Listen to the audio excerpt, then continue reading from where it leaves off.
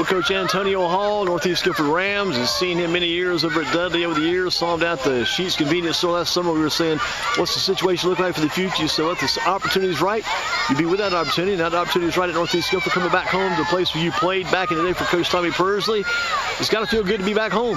Absolutely. Full circle moment. You know, graduated from here, put a lot of blood, sweat, and tears out on this very field, and just to have an opportunity to come back and lead a community that I learned and grew up and became a man in is special, and I'm just extremely blessed. What are some things you learned from Coach Tommy Persley? Because I look on that back wall by the coaches, obviously with that door, all those appearances in the playoffs, the states over the years. What's some things you learned from Coach Persley? His attention to detail. Coach Persley was very detail oriented. He led the team with high moral principles, and I choose to do the same, and I will follow suit. Another thing that Coach Persley was, he made sure that we were developed in that weight room. And as soon as we started back in February, we got to it. You know, got in on the weight. We put a program together from phase 1 all the way to phase 3, and we had exponential jumps in the weight room. I mean, we had guys improved 60 pounds on the bench, 100 pounds in squats, and that's no exaggeration. So these guys have been putting in the work all the way from February, and, you know, we can continue to do so. What about that kid that was in the state track and meet field, and I think he won the shot put in the disc? Is he back again for another year? Yes. I think that was the guy you want to put some focus on, that guy up front for sure. That is Zion. Zion is for one, he comes to us as a state champion in an individual event. So he's already bought that competitive spirit as he came back. You know, he did nationals, so to have him back after nationals, he got acclimated very fast. But one of the most impressive things I've ever seen is he learned the offense, or what we were installed, in 2 days, and was pointing people like, hey, you two for them two, you two for them two. So it was just like, it was refreshing to see, like, yo, this dude is orchestrating, and this is his second day out here. And it's just kind of paired him with the other big boys right beside him. I mean, we got a huge line, and they're all gelling together. And that's Zion Colson, is that right? Zion Colson, yes, sir. I remember a couple years ago, he was actually doing track and playing baseball at the same time. I said, this guy's got to be pretty good to be balancing all that stuff. Yeah. He is an athlete, but you pair him with Zachariah Ferguson, you got Jamari Gregory, you got Jim Nia, you got Chase Ross, you got Antonio Escobar. I mean, you got Zamarian, Lyles Harris. I mean, you pair all those guys together, and I mean, it's over a ton. It might be a ton and a half of size in that front five. So I guess you need that 1 yard, that half a yard. You know what you're going to do. You can plow. Got to lean. I think we got the ability to lean on them a little bit. So, you know, I know that's one of the things that you win and lose in the trenches. You know, of course we got skilled guys, but, you know, a lot of people don't know about what that line looks like. So, you know, without saying too much, I think we'll be able to do some things that we want to do. That's a key thing for you, too, because you've always been around following you over the years. Mm-hmm. I mean, you had 3 1,000-yard receivers, 2 1,000-yard run, 5,000 yards of offense at Dudley, and sometimes you get caught up in all the receivers and running backs. You don't see them get involved as much with the linemen. Now I know you appreciate those linemen, too. Absolutely. Over the years, man, it's just everybody knows that those backs and receivers and quarterbacks get the glory, but watching film and watching these game or these long touchdown springing blocks, and we learn to circle those and make note of it, and when we show film, like, hey, this is a winning play right here. So you know, we like to glorify those hogs every now and then too. It's kind of famous from Dudley too. Had a lot of guys semi or almost famous for some very good pancake blocks over the years. Absolutely. Dudley guys would put them to the ground and they'd be down, they wouldn't get back up. Absolutely. That was one of the things, is finishing your blocks.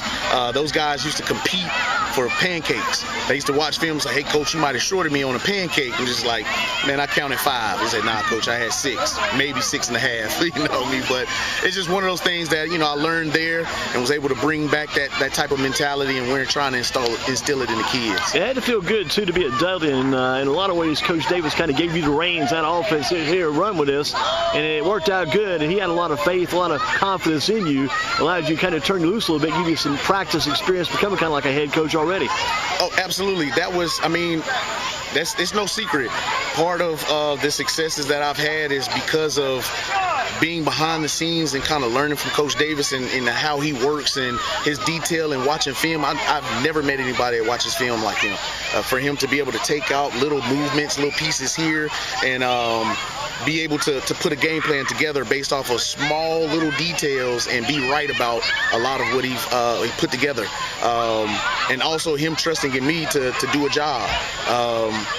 He wanted me to come in and be the offensive coordinator, and it was one thing he did not do was just like look over my shoulder. He was just like, hey, do your thing as long as you're producing. You know what I mean? So early on, it was a little bit of a struggle because I was trying to be in his wheelhouse on what he would normally do, and he was just like, look, man, get it done. And from that meeting, it was just like, oh, okay, I got to do it my way. I got to find my way, and that's just kind of what I've been doing. And I was blessed to be under a coach like that, a legendary coach like that, to be able to learn as much as I've learned and have the autonomy to kind of do what I wanted to do. Now, to become a head coach and even assistant coach and be in football engrossed in this, be so deeply involved in it like you have it as offensive coordinator over the years, what was the mindset that kind of gave you the interest to do? This is a lot of detail. There's a lot to keep up with. There's to be numbers and the movements and the plays. You have to be perfect, exact. What to be so finite and so deliberate and so direct, what kind of encouraged you and got you interested in doing that? There's a lot of responsibility in that thing. For sure. So I remember all the way, and we were just talking about this as a staff. It was like, what made you want to call plays or be offensive coordinator? And one of the things was just at Catawba, we had a transfer that came in, and one of the things that I had to do was I had to get the protections right for some of the passes that were called, because I knew our offensive coordinator would want certain protections to go with certain pass plays. So with the quarterback learning that transferred in, I had to be the guy in the huddle like, hey, let's run this protection with this. So ever since then, it was just kind of like, and learning from Derek Summers, my running backs coach, he was very big on teaching us every detail about the game. So it became an obsession to learn what this person does or what that person does or what he has, and then started to try to learn defense, what they're trying to do to us to stop us. And it just kind of sparked that coaching passion. And once I got into it, I kind of obsessed over it a little bit as far as going to meet people and pick guys' brains. And of course, I had Coach Davis right there, which is definitely a good starting point. But to just kind of pour in these hours and the sacrifices that I made with spending time with my family, and they understand, and we're starting to write that thing now that I'm where I am now. But just all of that led up to where I am now with having I guess the experience and the drive to kind of go into this season and really do some big things as the head coach now. Right, going to ask you as a head coach now, being the head coach, how much are you going to be involved still in the offense? How much will you turn over to your offensive coordinator? You going to be there for him? You guys going to do it together? Is it going to be a guy you're just going to turn him loose? How's it going to be like that? So to start off, it will be a lot of me. It's going to be a lot of me calling the plays, but it's not going to be a lot of me just doing game plans. We have a run game coordinator. We got a pass game coordinator on both sides of the ball. We got a run game coordinator, pass game coordinator as well on defense to kind of help our defense coordinator out. So how we'll do things is those guys that do their thing, look up what they, their game analytics on what they see, on what the game plan is. We'll come together, convene, write down everything that they see on film, and we kind of coordinate this thing together. But then on Fridays, I'll call if it's a situation where I need to cross over to defense and kind of see what's going on there. I trust those guys to kind of, put a drive together and let me be able to help correct this over here, and they do their thing. So you were one of those backs in offense back with Matt Deese and Nathan Cockman, all those guys back in the day, around 2005 or so, back in that area, when you guys went for the state title. I think they get South Point out of Belmont back then. Now, you did a lot of offensive work, but you were a defensive back, for I understand, also starting defensive back, so you know both sides of the ball pretty well, having been out there doing it both ways. Yes, sir, and I think it might have been one of those things that kind of hindered me as a player as far as not spending time training at one thing. It really didn't hinder me, but I would say that, I had two things to get better at. But I think as a coach, it really helped me to understand both sides of the ball. Like coverages, I know, where you're supposed to be and how to get to certain things, how to stop certain route concepts or what beats what.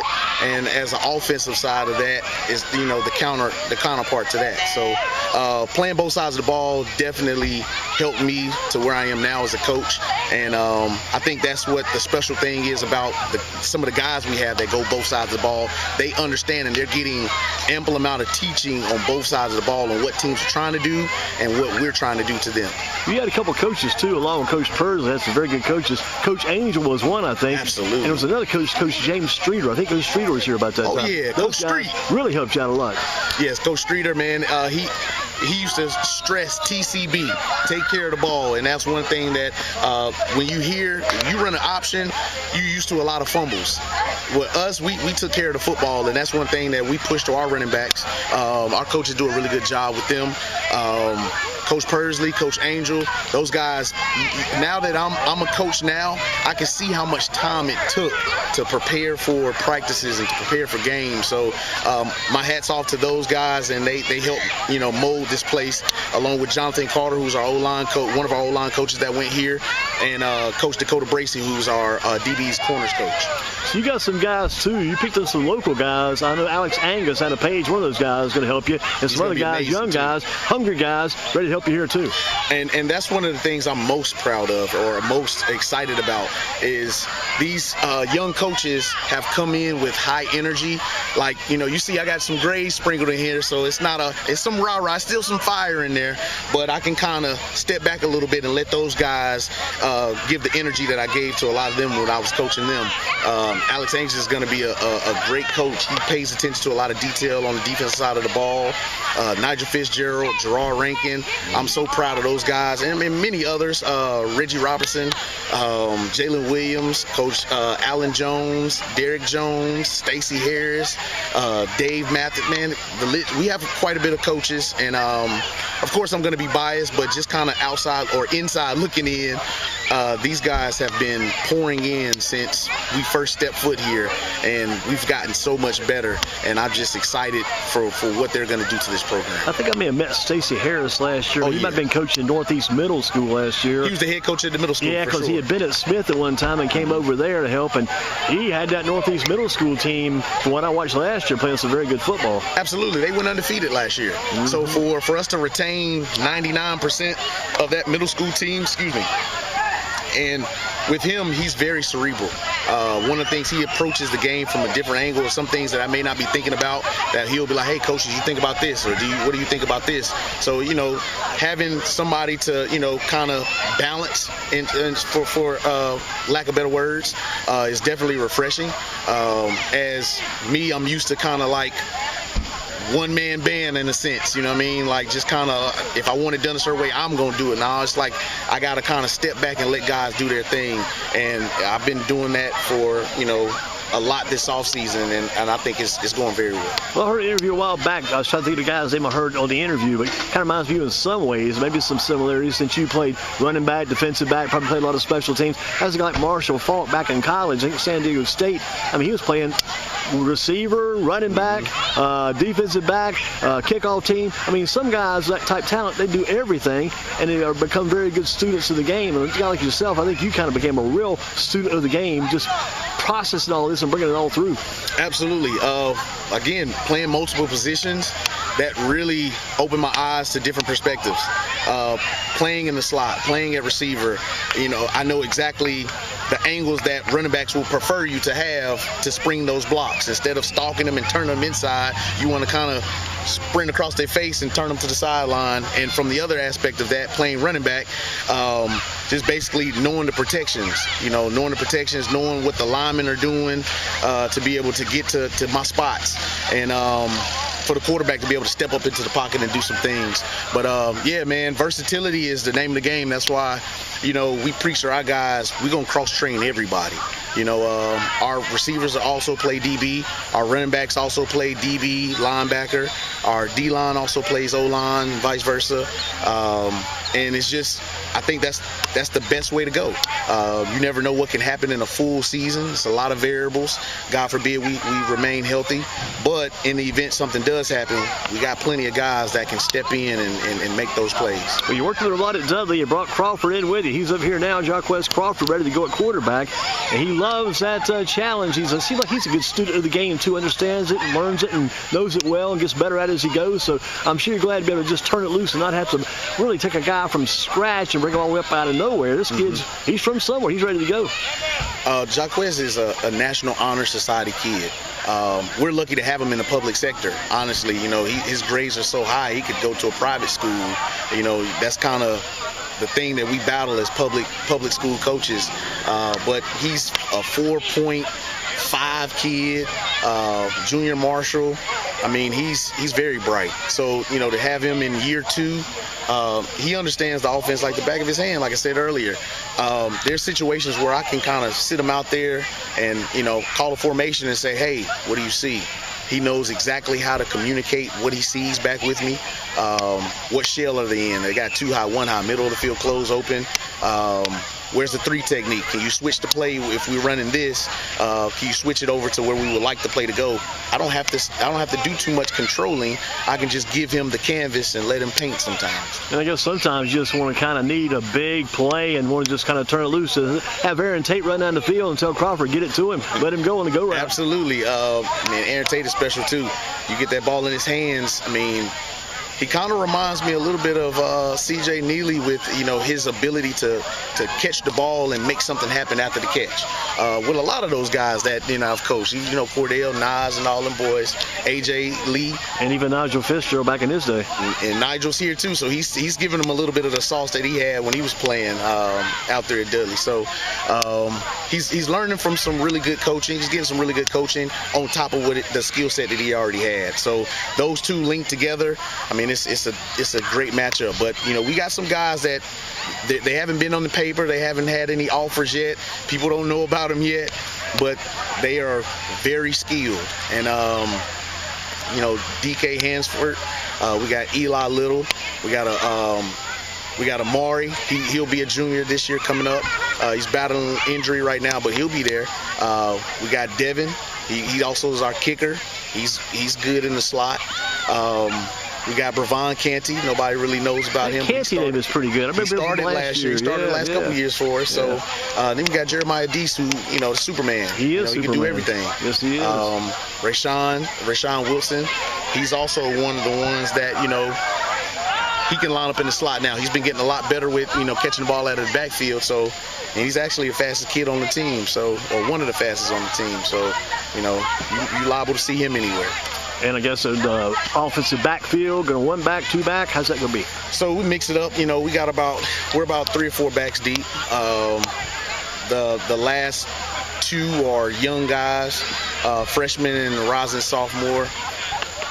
But, Rashawn Wilson and... you got Rashawn Wilson? Yeah. I was looking for him the other day. Yeah. Yeah, EJ. Well, Rashawn Wilson, in my opinion, man, that guy, he's primed to go because he's been waiting for his time. He touched that ball and, he's liable to go the distance. But also... EJ, he's here. EJ Jones, he's playing outside backer, strong for us, and he plays running back as well. He's liable to touch that ball and go too. So, just getting those guys the football and being able to protect the quarterback and mixing the game plan up, depending on who we're playing. I'm excited about where we are right now. We have, not by any means, of course, I'm excited, and I don't want to, boast or brag or anything like that. I just, I'm proud of where we've come. And as long as you don't make mistakes in the game, these guys should be pretty good. I guess that's the key thing is cut down the mistakes, guys. Don't get those penalties. Don't give the ball away. Don't give yards away. Do your job and keep moving forward in a positive direction, I'm sure. Absolutely. That's the name of the game. No matter how many athletes, how much you do, you have teams out there that are game planning for you just like you're game planning for them. You can't do anything that's going to, you lose you the game, like penalties and penalties and mishaps and miscues here and there. We got to get in shape for one, and then we got to kind of stop those or lack those. And if I think we do that, I think we can be pretty good. But we have a long way to go. I'm sure Aaron Tate will play some defense also, as well as wide receiver. But how about some of the defensive leaders on the team? Who's your defensive coordinator? Defensive coordinator is Trey Deese. He's right there picking up trash. He's part of the standard. Like, there's a defensive coordinator out here picking up trash after a successful event for 200 people out here. Mm-hmm. So that's just kind of who he is. He's going to have these guys flying around. He takes no mess. And what he brings to the table is an ample amount of knowledge and relatability to these kids, so they respect him. He looks the part. He expects them to be disciplined. He don't have a beer gut like the head coach. He's in shape. He looks good, so it trickles down to the kids. Like, he's telling them what they need to do to be strong in the weight room. He's modeling it. So I can expect that defense to fly around and really be well under his tutelage. As long as he challenges them, I'm sure they'll be up to the challenge. Absolutely. So, Coach, what's it come down to make sure this year? I think a goal for every coach going in has to be we got to win at least half these games. We got to win more than half these games, and you got to have a goal to win the conference championship. All those things. What's it take to fulfill some of these dreams, these goals this year? Some of what we talked about, just making sure that we're on point with our execution. We're not doing anything that's going to lose us the game, like penalties, and we don't turn the ball over. If we can do that thing, do all of those things, I don't like to go into a season saying, well, I just want to go 500. No, it's state championship or bust. You know, that's just kind of the mind state that we put on these guys. And sometimes, you know, some people may say that's a little delusion based off of previous seasons. But at the end of the day, some champions are delusional. You know, it's not delusion until you do it. You know what I'm saying? So, or it is delusion until you do it. So that's our motto: is state championship or bust, and we approach every day as such. What level will you be at? 6A, 5A? We'll be 5A. Be 5A this year. Gotcha. So it's the J.M. Robinsons, it's the Oak Groves. Locally Southern Guilford? Yes, it's the Southern Guilfords. Yeah. So the Crest. It's all of those teams that, you know, it's some talent. It's some talent and it's some really good coaches. So let me ask you this as we close out. What's on the plan for tonight? You've got an evening practice. What's the game plan this evening? So earlier we had the youth league, the Triad Elite Ducks, come out here and sponsored by NC Healthy Blue, and we were able to fellowship. They practice, use our facilities, and we'll just kind of practice out here. And we were able to meet a lot of them, and now we're going to transition over to our Midnight Madness. Usually Midnight Madness starts at midnight, but you know, I want my guys to get in the bed and get some good sleep, because I know when they get home they're going to be on them video games anyway. So don't get them home at 2 a.m. and they're up to 4 or 5 a.m. We can get them home by at least 1, and hopefully they can get in the bed. Hopefully we can run them to where they can, you know, they want to go to bed. Exactly. But we're going to do a little something. We're going to have a regular practice that we normally would.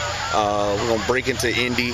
We're going to have 7 on. We're going to have team periods and just kind of get ready for our season and our normal, and let the people come out and kind of watch our process so far. How about the scrimmages? Who's coming up for scrimmage time? So our first scrimmage we got next week. Next Saturday we're going down to Marlboro County, scrimmage against Marlboro County under Corey Johnson, who I played with at Catawba College. Really good coach, you know, coached against him at Scotland County, but now he's there.